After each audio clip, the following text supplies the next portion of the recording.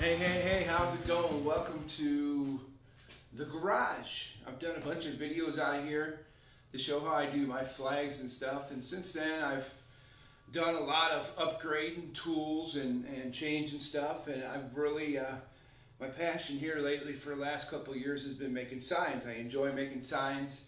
I still do t-shirts as well, so if you need a shirt, just give me a holler, catch me up on Facebook at Clarence Warner. And so I do the shirts, and then I do signs, and then I do antiqued signs.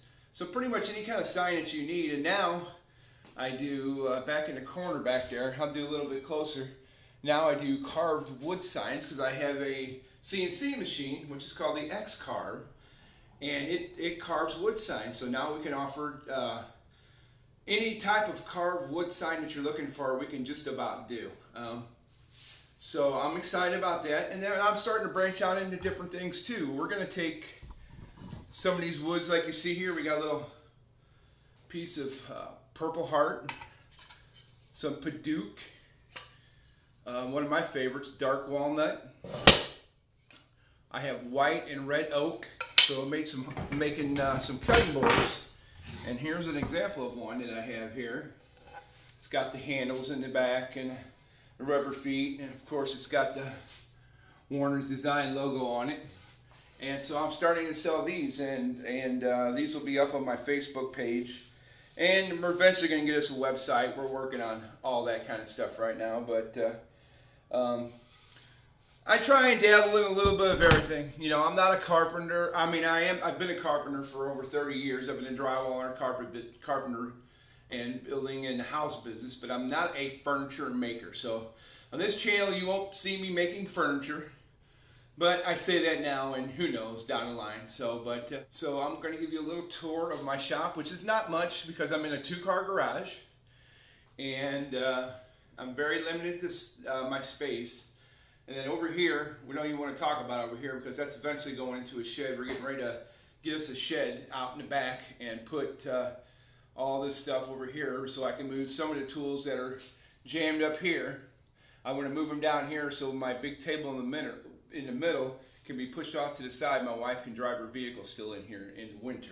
So I don't have to get up at 6 o'clock in the morning and go out and scrape her car, which is going to be no fun for me because guess what? I'll be the one doing it. So thanks for coming along for the ride, and I hope you enjoy these videos. I'm excited to start doing them. Alright, well, I'm going to jump out of the video because I don't have the budget, and I don't have another video person because people are working during the week. So I'm going to turn the video camera around, and we're going to start shooting some stuff. I'll explain what I got, and a lot of my stuff is old school, and some of it's new school, some of it's old school. So I hope you enjoy, and here we go. So over here, we have my old style Craftsman jointer. It's good. I just put a brand new set of blades on this thing. It's sharp as a razor. Trust me, I have the finger cut from last week to prove it.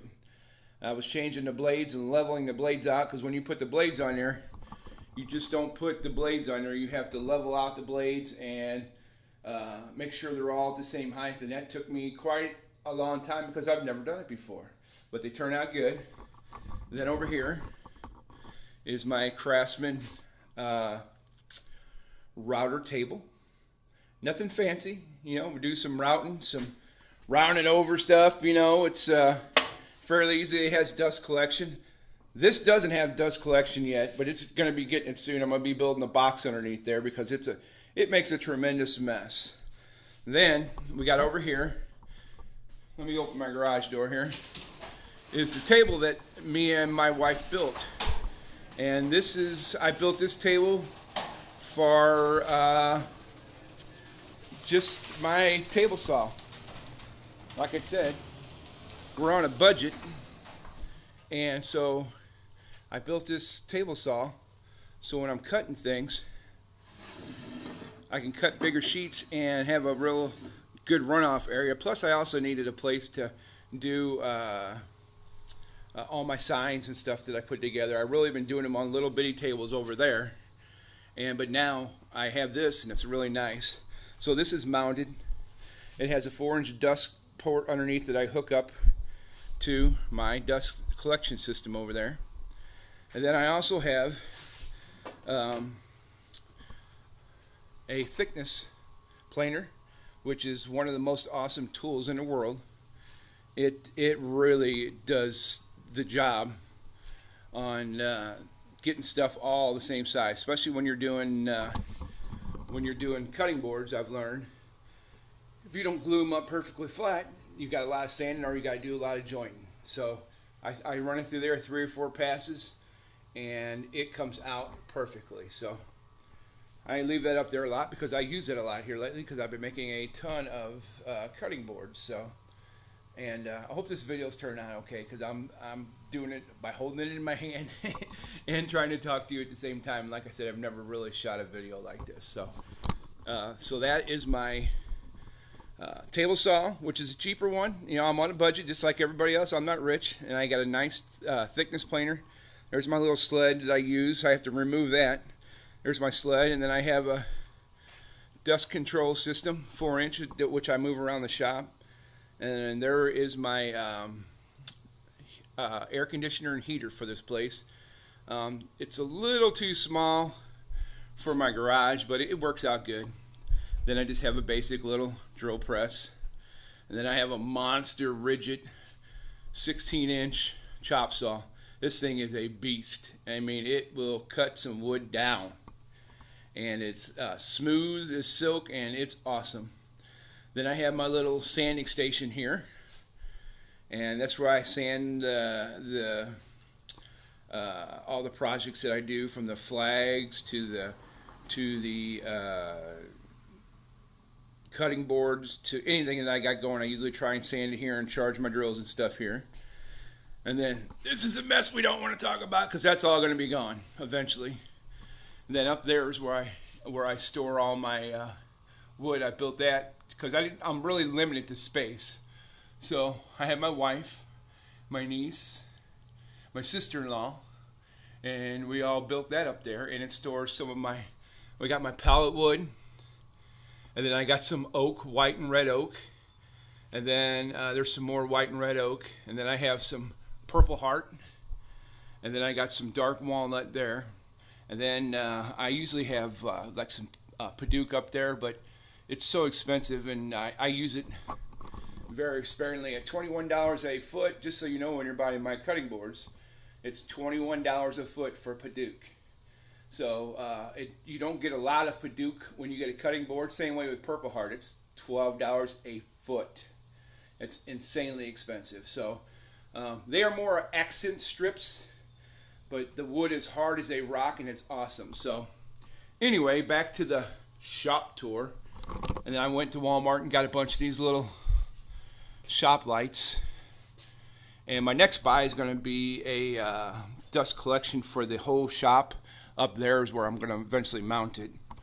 And because I have a problem with the dust collection I have, does a really good job, but it needs to get more of the fine dust out of the air. So especially with the stuff I'm getting ready to show you with the computers and stuff. So then over here, I have a brand new little bandsaw. Works really good.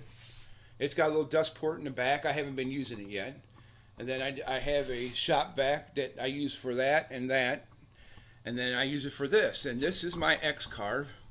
And along with the X-Carve, you have to have a laptop to do your programming and your drawing your designs. And then you have a computer system, or another computer system. So you design it in your computer, in your laptop. It sends it over to here. And then this thing here, which we're going to do a bunch of videos on,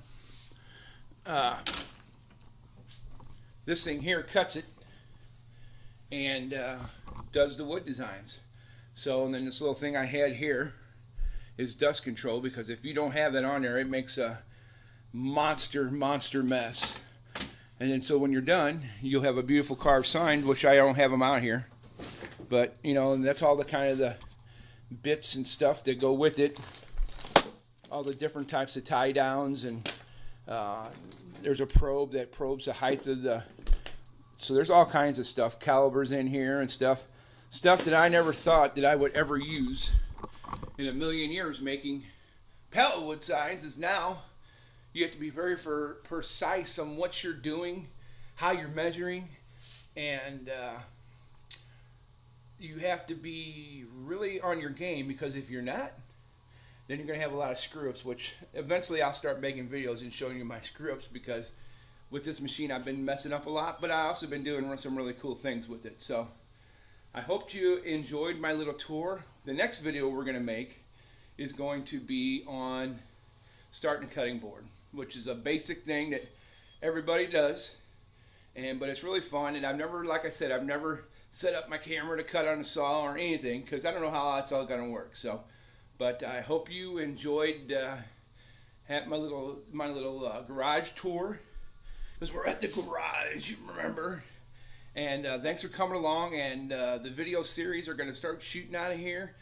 And cutting boards are for sale. They're going to be up on my site in the next couple days at Clarence Warner at Facebook. And like I said, we're going to do, that's where I sell all my stuff. I put my flags up, and they sell in 15 minutes. I mean, that's how fast.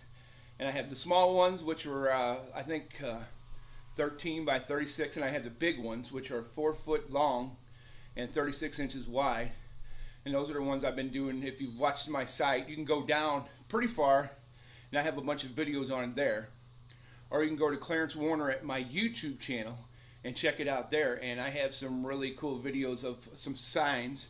There's a lot of guitar stuff, because anybody knows me knows, I've been a musician all my life. And oh, I forgot. Did I say anything about my dust collection? I do a 2 system, so all the big chunks of stuff go in there, and then the fine dust just goes in there. So I didn't know if I talked about that or not, but so I hope you will keep tuning in, like and subscribe if you're on my YouTube channel, and we're gonna start putting videos on both. And I think you guys are gonna enjoy it. I think I love doing this stuff. I was a drywall taper since 1985, and everybody knows that I had 3 back surgeries, and here in the last 9-10 months I've been having some diabetes health issues, and I've been really good doing with that. I've lost almost 80 pounds in the last 6 months, and I've turned my life around. And not that that has anything to do with wood, but it's kind of progression of what's been going on with me, and this is what I enjoy doing. This is what I love doing. I love being creative. I'm a person that loves to make something and see the end result, not just make it, okay, we got to hurry up and sell it. I like to look at the beauty of things that we made. Even when I was in my business, you know, there were so many people out there that went in and blew out a basement so fast, and boom, they got their check and left. The thrill for me was to go in and do my work fast and show up every day, but it was also to see the end result. And so hopefully when we start doing these projects, you'll see my passion for what we're doing and how much I enjoy it. And thanks again at the garage, and we'll talk to you guys real soon. Bye-bye.